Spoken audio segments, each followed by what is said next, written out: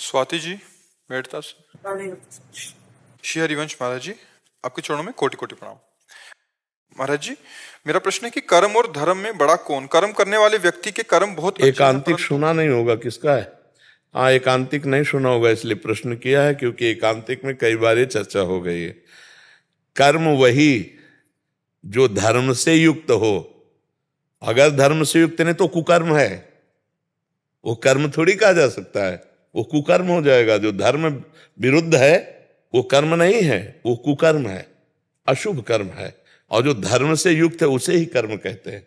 तो ये जो भेद की कर्म और धर्म, ये सांसारिक शब्दों में है। शास्त्रीय शब्दों में धर्मयुक्त ही जो क्रिया है उसे कर्म कहते हैं, और जो धर्म के विरुद्ध है उसे कुकर्म कहते हैं। धर्म से विरुद्ध है उसे कुकर्म कहते हैं। महाराज जी, ये बहुत बड़ी एक भ्रामक वो फैल गई कि धर्म के नाम से मतलब ये होता है कि पूजा पाठ मतलब नहीं जाता, मंदिर नहीं जाता। धर्म मतलब ये क्या धर्म है? का मतलब केवल आरती कर देना, मंदिर जाना, पूजा पाठ कर देना, ये भी उसका एक अंग है।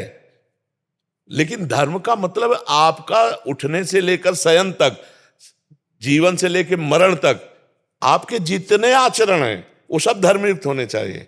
आपका उठना, आपका बोलना, आपका दिनचर्या, आपका खान पान, कार्यक्रम सब धर्म के अंतर्गत कर। अब जैसे एक अधिकारी है, उसका कर्म है निर्दोष को बचाना और दोषी को दंड देना।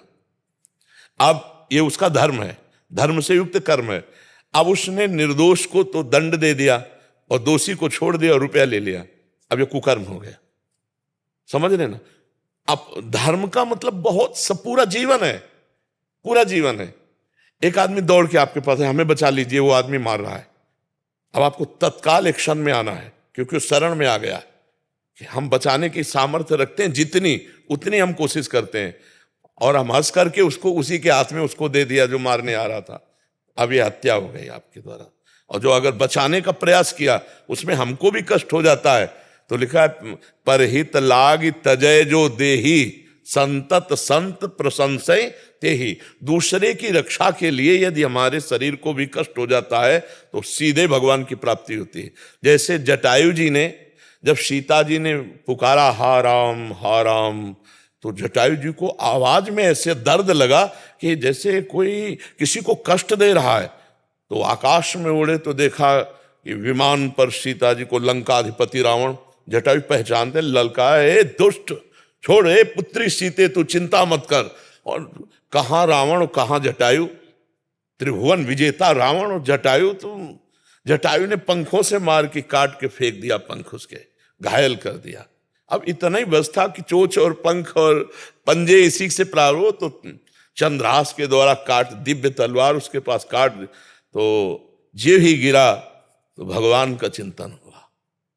ये आगे पड़ा जटायु देखा, सुमिरत राम चरण की रेखा। तो जो महाराज दशरथ पिता थे, जो सौभाग्य दशरथ जी को नहीं मिला वो जटायु जी को मिला। भगवान ने जटायु जी को अपनी गोद में और दुलार करते हुए संपूर्ण अंत्येष्टि क्रिया की, और भगवान का स्वरूप धारण करके गीध भगवान के धाम को गया। किस कारण से? भगवान के भजन तपस्या का या कारण नहीं, या परहित कारण है। सीता जी की रक्षा के लिए अपने प्राणों की बाजी लगा दी। तो धर्म हर एक चेष्टा में है। देखो, हम जो कथाएं बड़े बड़े महापुरुषों की गाते हैं, धर्मात्मा पुरुषों की तो गाते हैं, पापात्मा की थोड़ी गाते। महाराज शिवी सिंहासन पे बैठे थे तो बड़े धर्मात्मा थे, तो उनकी धर्म परीक्षा के लिए एक घटना घटी। एक कबूतर आके गोद में बैठ गया, महाराज मेरी रक्षा करो। तो तुरंत ऐसे, कौन है?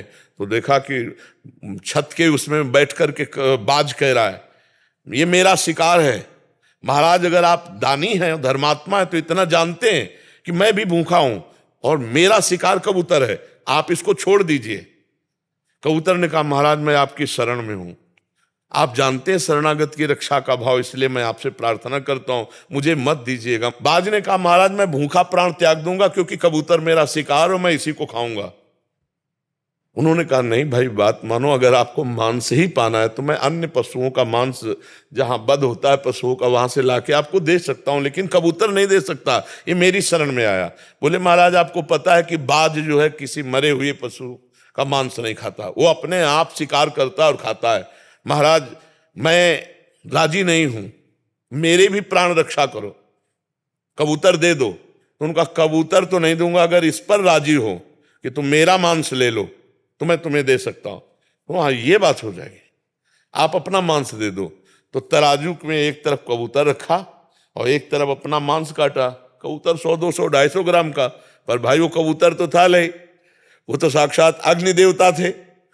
अब वो जो जितना मांस रखते जाते उतने वजन बढ़ाते जाते, आखिरकार स्वयं बैठ गए और कहा बाज मुझे खा ले, लेकिन मैं कबूतर को नहीं दूंगा। उस देवराजेंद्र और अग्नि देवता प्रकट हो गए, बोले महाराज मैं ना तो कबूतर हूं ना बाज हूं, मैं देख रहा था तुम्हारे धर्म की परीक्षा, तुम्हारी जय हो महाराज शिवी का जो महाराज जी का। ये धर्म कोई एक छोटी मोटी क्रिया का नाम नहीं है कि कोई मंदिर चला गया अगरबत्ती कर दी तो धर्मात्मा है। धर्मात्मा जीवन की प्रत्येक चेष्टा धर्मयुक्त होनी चाहिए। संभाल के पैर रख रहे हैं, किसी जीव जंतु को न लग जाए, संभाल के बोल रहे हैं, किसी के हृदय न दुख जाए, हमारी हर चेष्टा धर्ममयी, तब वो धर्मात्मा कहा जाता है। परिभाषा में देखा जाए तो भागवतिक कानून जो सबके लिए नियमावली कह सकते हैं उसे, तो मतलब जो विधान बनाया गया शास्त्रोचित, तो उसको धर्म कहते हैं। हाँ, उसको कैसे चलना है, क्या आपका कर्तव्य है अपने पारिवारिक, उसको धर्म, ये वर्ड धर्म वहां लागू होता है। बिल्कुल, सब धर्म भगवान के चरणारविंद से जुड़ने से अपने आप आ जाएंगे। जो भगवान से विमुख है वो धर्म को धारण करना बड़ा कठिन है। अब जैसे सबसे ज्यादा हमें दुखद घटना इस समय लगती है कि नौजवान जब अपने माता पिता को मारते हैं। बड़ी शर्म की बात है कि हम रोज इस बात को जागृत करते हैं कि जिन माता पिता ने मुझे पाला पोसा, मतलब कितना गंदा हमारा व्यवहार माता जी के साथ रहा होगा, जब हमें ज्ञान नहीं सोच का, लघु शंका का, और वो गोद में लिए वहीं रख दिया, वहीं लघु शंका कर दी। वो कभी हमको डांटे नहीं, हमको इतना बड़ा किया। और जब हम जवान हो गए और वो वृद्धावस्था में शरीर शिथिल है और वो लघु शंका वो निकल जाती है, सोच निकल जाती है, फिर जब वो गाली देते हैं, मारते हैं, तो लगता है कि मतलब कितना धर्म का ह्रास होता जा रहा है। बूढ़े माता पिता को अनाथालय में छोड़ देना या रोड पे छोड़ देना या मार पीट कर घर के अंदर बहुत दुर्दशा पूर्वक रखना, ये सब धर्म विरुद्ध आचरण है। और ऐसे आचरणों से आपका जीवन आगामी बड़ा दुखद होगा। इसलिए गृहस्थी में माता पिता को भगवान के समान समझो, अपने आचरणों को पवित्र रखो। अब धर्म की परिभाषा कैसे कोई समझेगा जब ये जो गंदी बातें चल गई हैं, boyfriend girlfriend, live in relation, ये कैसे धर्म को समझेंगे लोग, कैसे समझेंगे? सरकारी दस्तखत के कागज बनते हैं लिव इन रिलेशन के, 1 महीना 2 महीना, ये है क्या भाई? तुमने अपने जीवन को, चरित्र को क्या समझ रखा है? अपना चरित्र बिगड़ गया तो सब कुछ बिगड़ गया। वो एक अंग्रेजी में वो था कि जिसका धन गया तो कुछ नहीं गया, स्वास्थ्य गया तो थोड़ा बहुत गया, और चरित्र गया तो सब कुछ चला गया। अब उल्टा है, धन के लिए वो चरित्र भी बेच सकता है आज का समाज जो है। तो इसलिए हमें लगता है अपने चरित्र को पवित्र रखना चाहिए, तभी हम धर्म को समझ पाएंगे। जब चरित्रहीन है तो फिर मूल ही धर्म का जो मूल चरित्र है, हमारे यहाँ चरित्र पूजा जाता है, और चरित्र ही हीन हो गया। आज हमारा समाज चरित्र को नष्ट कर रहा है, अपने चरित्र को नष्ट कर रहा है। ये बिल्कुल ठीक नहीं है। भाई बहनों से सबसे प्रार्थना है, जब तक पाणी ग्रहण न हो तब तक पवित्र रहो, ब्रह्मचर्य रहो, दोस्ती करो, लेकिन गंदे आचरण मत करो, तो तुम्हारा जीवन धर्म में रहेगा। और जब पहले से ये सब भ्रष्टाचार शुरू हो गया तो फिर कहाँ धर्माचार आएगा? वो धर्म की बातें केवल कर लिए जाए, धर्म नहीं रहेगा। देखो, जवान को जब कई होटलों का भोजन अच्छा लगने लगता है ना, तो घर की रसोई में तृप्ति नहीं होती। घर की एक रसोई में बराबर भोजन वो नहीं कर सकता, क्योंकि उसका पूर्वाभ्यास है। आज इस ढाबे का, आज उस होटल का, ऐसे हर इंद्री का है। अगर आपने इंद्रियों को छूट दिए तो आप पतिव्रत नहीं रह सकते, आप एक पत्नी व्रत नहीं रह सकते।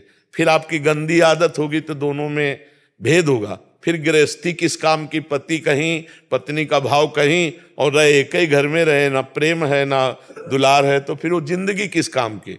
तो धर्म का मतलब होश संभालने से लेकर मृत्यु तक, जगने से लेकर सोने तक हर आचरण हमारे धर्म युक्त हो, तब तो वो कर्म होंगे, नहीं तो फिर कुकर्म बन जाएंगे। धर्म विरुद्ध आचरण कुकर्म बन जाता है।